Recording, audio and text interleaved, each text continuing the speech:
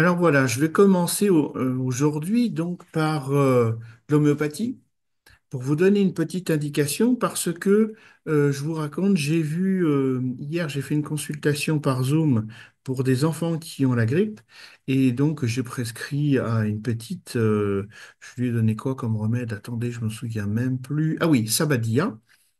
Et donc, la maman va en pharmacie, elle téléphone et elle y va. Et donc, j'avais demandé une dynamisation relativement haute si c'était possible, mais si c'était pas disponible, de prendre ce qu'il y avait en magasin tout de suite. Et donc, la maman m'envoie un texto, je vous dis. Alors, elle me dit, après quatre pharmacies, il n'y en a qu'une qui a les deux remèdes, parce qu'il y a aussi le petit frère, en 15 CH, mais pas au-dessus. Par contre, elle me disait, que la plus haute dynamisation en homéopathie, c'était l'inverse, donc du 4CH. Merci de votre retour. Et pour cette dame, la plus haute dynamisation, c'est 4CH, c'est exact ou c'est du 30? Alors, je voulais vous expliquer ce truc-là. Euh, le 4CH, clairement, n'est pas la dynamisation la plus forte. Pourquoi? Parce que il faut comprendre ce qu'est un remède homéopathique, comment c'est fait, et comprendre l'esprit de l'homéopathie. Sinon, on ne pige pas le truc.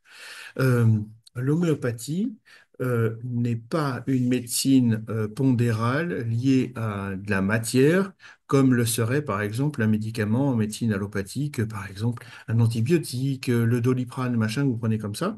Et vous savez qu'il y a toujours à côté le grammage, hein. Ça veut dire par exemple 1 gramme d'amoxicilline, vous avez 15 milligrammes, 20 milligrammes, 50 et autres. Pourquoi? Parce que ça vient agir sur une question physique pondérale d'un médicament sur le corps, et à un certain moment, ça s'arrête, et ça se calcule, on appelle ça une demi-vie, c'est-à-dire que vous avez le médicament, la concentration dans le sang qui augmente comme ça, qui à un moment arrive à un point culminant et redescend. C'est pour ça qu'on dit qu'il a 2 heures, 3 heures, 4 heures de demi-vie. OK? Et donc là-dedans, ce qu'il faut aussi savoir, c'est que en médecine allopathique, donc pour les médicaments classiques que vous connaissez, eh bien, ils sont inactifs au départ et c'est quand vous les absorbez, le foie qui va les activer, qui va les rendre actifs. Bon. Ça, c'est une première chose. Deuxième chose, je reviens sur mes dynamisations. Qu'est-ce qu'on appelle dynamisation et non pas dilution? Parce que très souvent, on vous entend parler en disant, même en pharmacie, oui, alors quelle dilution vous voulez? J'ai donné telle dilution. C'est pas un terme correct. Pourquoi? Parce que l'homéopathie, un remède homéopathique est fabriqué selon deux modèles. Vous avez déjà, par exemple, si on prend de l'arsenic, un poison, n'importe quoi, ou des poisons, vous en avez des minéraux, vous en avez des végétaux, des animaux. Par exemple, le remède de l'acésie, c'est un venin de serpent. Vous allez avoir le Rustox, vous savez, c'est le remède Rustox qu'on a le tout le temps quand il y a des douleurs qui sont améliorées par le mouvement et autres. Eh bien, cet arbre-là, c'est un arbre, si vous allez vous frotter gentiment contre son écorce et ses feuilles, vous aurez des belles dermatoses bien bulleuses, des belles saloperies qui brûlent, c'est sympa. Et donc, quand vous avez un aspect qui est toujours un aspect toxique, on va dire, infectieux, venimeux, eh bien, pour éviter d'être en contact avec ça et de se rendre malade, on va le diluer. Donc, si on dilue la capacité de la substance venimeuse, forcément, ça sera moins dangereux. Donc là, le terme de dilution, tout à fait adéquat, on est d'accord. Mais ce n'est pas de l'homéopathie. L'homéopathie, vous devez rendre le médicament qui au départ est dans une sphère physique, dans une sphère énergétique. Pourquoi? Parce qu'un remède homéopathique n'est pas un remède de la sphère physique, c'est un remède de la sphère énergétique. Ça veut dire que quand on vous donne par exemple un 30 CH, il n'y a plus rien dans la dose. Il n'y a que de l'énergie. Cette énergie, c'est de l'information. Pourquoi? Parce que tout ce qui existe autour de vous, ce n'est que de l'énergie. Nous sommes que de l'énergie, plus ou moins condensée. Alors moi, je suis bien condensé, vous avez vu. Mais vous avez toujours un caractère énergétique. Ça veut dire que quand on commence à rentrer dans l'aspect minimaliste des choses, eh bien, dans un atome, par exemple, qui va nous constituer le carbone, l'hélium et autres, eh bien, il y a plus de vide que de plein. Alors déjà, ça pose des problèmes. Mais je pense que c'est plutôt un côté de vibration. On a différents types de vibrations, ce qui fait que les choses vont être plus ou moins dures, plus ou moins denses. Le gaz que vous respirez ou les gaz que vous respirez, vous ne les voyez pas et pourtant ils existent. C'est la même chose. Eh bien, en médecine homéopathique, on donne une information d'un remède qui est quantifié, qui est calibré, c'est-à-dire qu'on sait que tel remède va donner toujours la même chose. Pourquoi? Parce qu'il a été fait sur des gens, on y reviendra. Et donc, forcément, plus vous allez diluer, plus vous allez défaire ce côté toxique, plus vous allez à chaque fois mélanger. Pourquoi? Parce que pour faire par exemple une CH, on prend une goutte de teinture mère de l'élément de base que l'on va diluer dans 99 gouttes d'eau pure. Alors, mieux l'eau sera pure et de bonne qualité, mieux c'est quand même. Et vous allez devoir taper comme ça 100 fois. Et pourquoi on fait cela? Parce qu'en fait, on va faire sortir de la gangue physique l'aspect spirituel, l'aspect énergétique du remède pour qu'il puisse s'exprimer. Et plus vous allez le faire, plus le remède va grossir, si vous voulez, sur le plan énergétique. C'est un petit peu comme si vous aviez, par exemple, autour du remède que vous achetez, un nuage d'énergie. On ne peut pas le voir, malheureusement, mais c'est comme s'il y avait un nuage d'énergie autour du remède. Et plus il sera puissant, plus il aura été frappé successivement comme ça 100 fois à chaque fois, et bien plus il va donner. Par exemple, si on fait une 4CH, puisque c'était dans l'exemple donné, on va faire une goutte à la base du remède de la teinture mère dans 99 gouttes d'eau. On va taper comme ça, on appelle ça une succution, 100 fois. On va reprendre une goutte de ce mélange qu'on va rediluer dans 99 gouttes. Donc là, après avoir mélangé et tapé, on a une 1 CH parce que c'est 1%, donc centésimale hahnemannienne. Et ensuite, on aura une 2 CH, 3 CH, 4 CH. Donc, vous voyez, on l'aura fait 4 fois. Donc, on n'a pas beaucoup d'énergie qui est développée. Une 4 CH, c'est très faible en puissance, si vous voulez, en capacité. Et donc, si c'est très faible, ça va agir plutôt sur le plan physique, sur le corps, mais que au niveau physique. Et une 30 CH, vous voyez, on aura fait 30 fois les 100 fois, donc calculé, et donc il a beaucoup plus d'énergie. Ce qui fait qu'une 30 CH est plus haute en dynamisation, et donc elle a plus d'énergie globale pour pouvoir apporter quelque chose. Alors moi, souvent, je travaille directement ou avec des 30 ou avec des 200, ça dépend des cas, on peut être aussi sur plus bas, hein, c'est pas un problème, il faut qu'on s'adapte aux gens, en fait, leur niveau d'énergie pour pouvoir donner le niveau d'énergie qui correspond à l'énergie de la personne. Et donc, on peut donner des 200, des 1000, voilà. Et donc, on aura beaucoup plus d'énergie parce qu'une personne, je vous rappelle, n'est pas qu'un plan physique. C'est une personne se trimballe tout le temps dans son univers personnel avec du physique, de l'émotionnel, du mental, du spirituel, et tout ça, ça doit correspondre. Et votre remède, il doit étager tout le monde. Il doit rééquilibrer tous ces aspects. Ce qu'il faut bien comprendre, c'est que euh, si vous donnez par exemple une 4 CH, la durée d'action de la 4 CH, ça va être très faible, très lent, pas longtemps, en temps de dépôt en fait, d'énergie, de relance de l'information. Alors qu'une 30 CH, déjà, ça sera un peu mieux. C'est pas la panacée, mais c'est un peu mieux. La 200, ça va beaucoup plus vite, mais les 200 sont difficiles à avoir de bonne qualité, c'est très compliqué. Et donc, il faut bien savoir à quel type d'énergie on doit travailler. Pourquoi?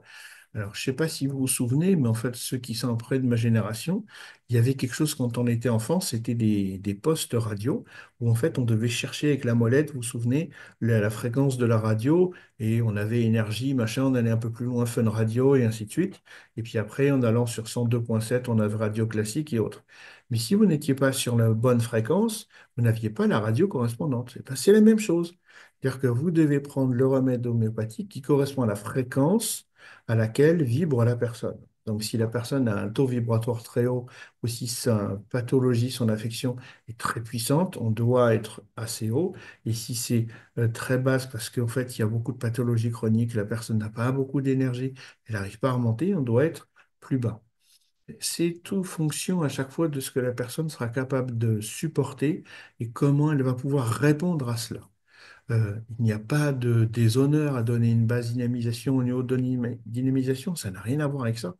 C'est le fait de quel est le niveau d'énergie aujourd'hui que la personne peut encaisser, qui va lui faire du bien, qui va lui permettre de monter progressivement la marche pour retrouver une énergie plus haute plutôt que de donner une grosse énergie, la personne n'arrive pas à la digérer et en fait, ça va tournebouler tout ça là-dedans et ça va déborder, ce qui fait qu'on va avoir plein de symptômes ou des symptômes de sa maladie qui vont être augmentés, qui vont partir en geyser et tout ça, ou alors même carrément des nouveaux symptômes parce que ça va déborder et ça va créer des nouveaux canaux d'export et ça va aggraver l'histoire. Donc, ça vaut pas le coup. Donc, il faut pouvoir gérer le truc-là, mais si on donne trop faible, et en fait, on n'aura pas d'action. Et parfois, ce qu'il arrive, c'est qu'on donne un remède, par exemple en 15, mettons en 15, plusieurs fois, ça n'avance pas. Il ne se passe rien. Et pourtant, c'est le bon remède quand on en est sûr. Et à ce moment-là, on change et on dit, bah voilà, je continue, mais je vais le donner en 30 parce que le 30, il a plus de corps, il est plus puissant et il pourra avancer. Là où le 15, bah, en fait, n'avait pas fait. Pourquoi? Parce que si, à un moment, si vous voulez, moi, j'ai trouvé des images. Alors, elles valent ce qu'elles valent, hein. Voilà. J'ai deux images, ou la tondeuse à gazon, ou vous savez, la tondeuse à cheveux, vous voyez que j'y suis passé. Et en fait, c'est à peu près la même chose, mais inversée. Par exemple, si vous prenez une tondeuse à gazon, vous allez passer sur votre gazon le premier jour, ok, vous vous dites, ah, c'est super, j'ai tout enlevé, c'est nickel. Pareil pour les cheveux, vous mettez le sabot, vous passez. Vous dites ça va. Et puis finalement, après être sous la douche, laver les cheveux, vous apercevez que hop, vous avez un petit épi qui était passé à gauche. Vous voyez que le petit brin de gazon, hop, celui-là, il était caché. Donc vous pouvez faire un deuxième passage. Vous allez enlever les cheveux qui étaient un peu récalcitrants, qui étaient passés à l'as. Et pareil sur les brins d'herbe. Et il est possible de faire ça deux, trois fois, comme ça, sur deux, trois jours d'intervalle. Mais si vous passez pendant une semaine tous les jours, vous n'aurez plus rien. On est d'accord. Ou alors, c'est très fort, vous êtes comme les, comment ça s'appelle, les Dupont et Dupont dans Tintin, où je crois que c'est mission, je sais plus quoi, sur la Lune, là, où en fait, ils avaient absorbé je sais pas quoi, ils avaient les cheveux qui poussaient, ils n'arrêtaient pas de les couper. Mais normalement, c'est pas notre cas. Et donc, si on veut continuer à enlever des cheveux ou continuer à enlever des gazons, il va falloir qu'on descende notre trait de coupe au niveau de la tondeuse ou alors qu'on change le sabot sur la tondeuse pour mettre une longueur de cheveux plus basse. Et bien là, c'est l'inverse en homéo. Je n'ai pas trouvé dans le même sens, parce que j'ai pas trouvé pour rajouter les cheveux.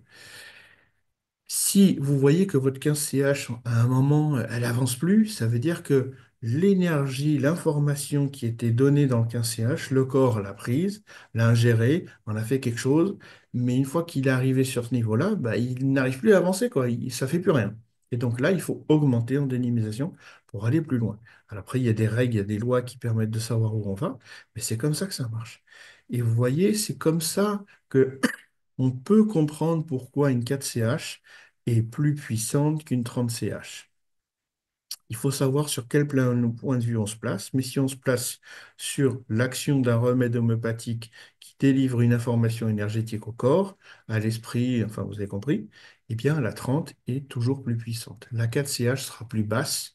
Pourquoi? Il y avait ça parce qu'avant, dans l'homéopathie française, ils disaient que les bases d'inhibition, les 4, les 5, les 6, c'était pour le corps et le reste, c'était pour le mental. C'est une erreur totale, c'était n'importe quoi. Et donc, vous pouvez passer de l'un à l'autre. Même si le remède est bien indiqué, vous le donnez à n'importe quelle dynamisation, il fonctionnera toujours. Mais par contre, il n'ira pas plus loin que ce pourquoi il est fait et par rapport à la puissance qu'il en a. Il est bien sûr que si vous avez un truc qui pèse, on va dire 25 grammes, ça sera toujours plus faible au niveau de la masse qu'un machin qui fait 1 kilo. Vous pouvez tourner dans tous les sens. 25 grammes, c'est une masse plus petite que 1 kilo. Voilà. Et au niveau de l'information, si vous faites tomber sur le pied 25 grammes, c'est pas pareil qu'un truc d'1 kilo. Et c'est comme ça qu'on va comprendre. Mais au niveau énergétique, ça veut dire que il faut considérer ça dans une sphère, si vous voulez, d'information que l'on va donner, mais il y a aussi une forme de cette information, je pense, on y reviendra dans une autre vidéo, et aussi, parce que j'essaye de vectoriser, de faire ça en 3 et en 4D, parce qu'il y a une notion de temps, on reviendra là-dessus. Je vous expliquerai comment je vois les choses. Voilà, ok? Donc, c'est comme ça que l'on peut savoir ce qu'il faut prendre en pharmacie. Pourquoi on commence toujours? Parce que vous commencez quand vous avez besoin avec ce qui est disponible pour commencer. Ce qui est important, c'est commencer à donner l'énergie au corps d'information sur ce qu'il a à faire. Et après, on peut passer commande sur une 30 CH pour pouvoir continuer. Mais ce qu'il faut, c'est commencer rapidement. OK? Voilà, c'est très important. Ça marche? Donc, vous vous souviendrez, une 4 CH est plus basse qu'une 30 CH. Une 4 CH est plus lourde au niveau énergétique qu'une 30 CH. Elle ira moins haut, moins fort, avec moins de, si vous voulez, de déploiement dans le corps, dans l'esprit, enfin, qu'une 30. Et on n'appelle pas ça une dilution, mais une dynamisation. Pourquoi? On a dynamisé le remède pour le faire passer à un mode d'information. Et c'est une information d'énergétique quantique. Alors oui, c'est très à la mode, mais c'est ça, et c'est pour ça que on ne doit pas parler de dilution, mais de dynamisation. OK? Et bien voilà, mes amis, écoutez, pour aujourd'hui, ça sera bon. Je pense que vous pourrez le réécouter plusieurs fois parce que c'est quand même assez ardu. Quand on a l'habitude, ça va vite, mais il faut bien poser les choses. Et puis, je vous prépare d'autres petites vidéos comme ça pour vous expliquer comment j'essaye de poser un modèle d'explication de comment ça fonctionne, comment c'est et tout ça. OK? À bientôt! Et dites-moi ce que vous en pensez, hein.